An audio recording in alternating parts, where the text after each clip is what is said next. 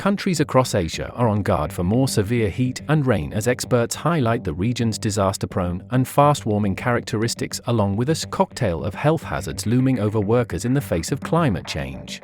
After 2023 became the world's hottest year on record and Asia faced phenomenal levels of heat waves and humidity, I'd expect to see similarly intense heat waves to last year, and also typhoons, said Sarah Perkins Kirkpatrick, Professor of Climate Science at Australian National University, ANU. April has usually been the time of year when the weather is hottest and driest for many countries in South and Southeast Asia, but the level this year has again been extreme. Temperatures have frequently been topping 40 C in many cities region-wide. The Bangladeshi government recently ordered schools to close and issued a national heatwave alert. Thailand's capital Bangkok, meanwhile, has been abnormally dry, with barely any rainfall in April, despite the average amount of rain for the month being 93 millimeters, according to data from the Japan Meteorological Agency. Thailand's rainy season normally begins in May. Farther north in China, days of heavy rainfall recently battered parts of the southern province of Guangdong, with accumulated precipitation in many areas exceeding historical April records, causing multiple deaths and forcing over 110,000 people to evacuate. The World Meteorological Organization, WMO, said Asia urgently needs to ramp up efforts to curb potential disaster dangers, such as by investing in risk modeling and early warning systems.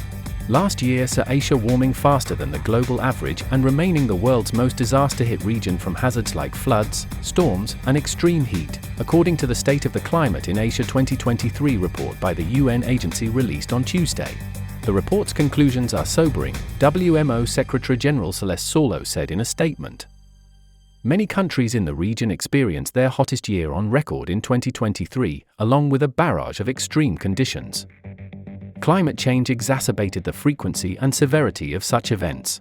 The extreme weather events of 2023 were partly fueled by El Niño, a naturally occurring seasonal climate phenomenon which has shown signs of weakening in recent months, the WMO said in March. But impacts are typically the greatest in the second year of its development, which this time means 2024, and is expected to lead to above-normal temperatures and influence rainfall patterns in coming months. In March, Singapore's meteorological authority said the tropical island state's weather this year could be even hotter than in 2023 due to lingering El Niño effects. The changing climate is creating significant additional health hazards for workers such as cancer, respiratory illnesses, kidney dysfunction, and mental health conditions, according to the International Labour Organization.